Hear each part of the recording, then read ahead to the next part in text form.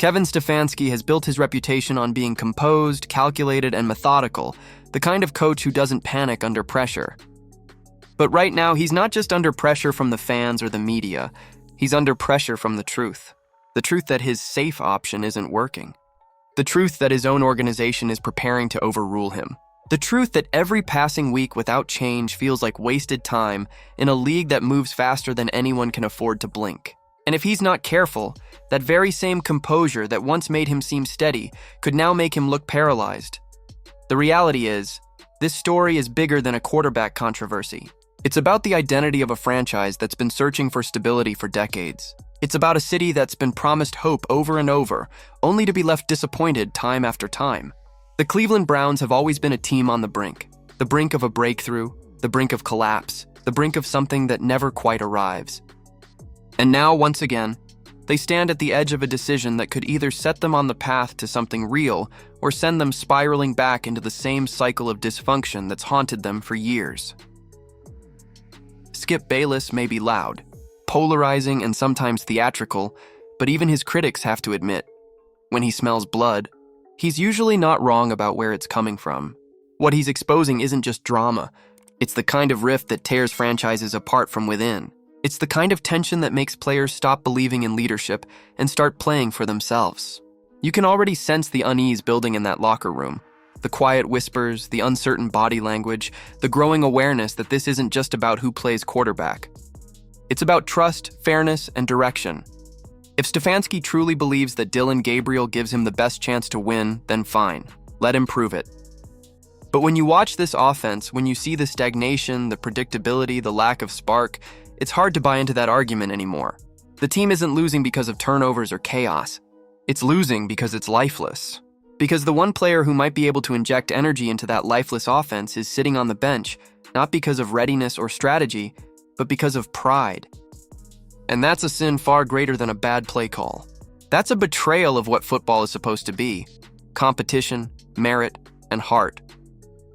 What makes this entire saga feel almost tragic is that everyone can see how it's going to end. Dillon Gabriel will continue to do just enough to keep his starting job until he doesn't. The Browns will lose a couple more games, the playoffs will drift out of reach, and then finally, out of necessity, Shedeur Sanders will get his chance. And when that moment comes, whether he shines or struggles, it will be too late to undo the damage this indecision has already caused. Because once the locker room starts doubting the motives behind leadership decisions, once players start thinking politics matters more than performance, it's nearly impossible to bring that trust back. But make no mistake, Shedeur Sanders' time is coming. The city can feel it. The players can feel it. The organization, even if it won't say it publicly, knows it. You can sense it building with every press conference, every question that Stefanski dodges, every fan who wears number 12 in the stands even though he hasn't played a real snap yet. It's a quiet revolution. And when it finally happens, when that kid steps onto the field and the crowd rises to its feet, it's going to be electric. Whether he delivers or not almost doesn't matter, because in that moment, hope returns. And for Cleveland, hope is worth everything.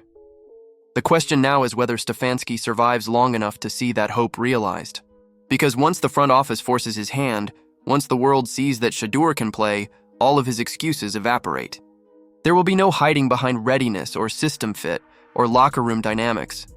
There will only be the undeniable truth that ego delayed progress, and that fear cost the Browns valuable time they'll never get back. And when the dust settles, it might not just be a quarterback change that defines this season. It might be a coaching change. Cleveland's fan base has waited too long, suffered too much, and endured too many false dawns to keep living in this loop. They deserve a team that plays fearless football, not scared football. They deserve a coach who adapts, not one who digs in. They deserve to see the future, even if it's still rough around the edges, because at least the future offers something to believe in. And if Skip Bayless had to be the one to drag this truth into the light, maybe that's exactly what needed to happen. The Browns are standing on the edge of another chapter, and this one's going to define more than just their season. It's going to define how this organization is remembered for years to come. Will they finally embrace change, give their young quarterback a real shot, and prove that they've learned from decades of dysfunction? Or will they cling to comfort, protect egos, and once again waste talent that could have turned everything around? The world is watching. Now it's your turn. What do you think?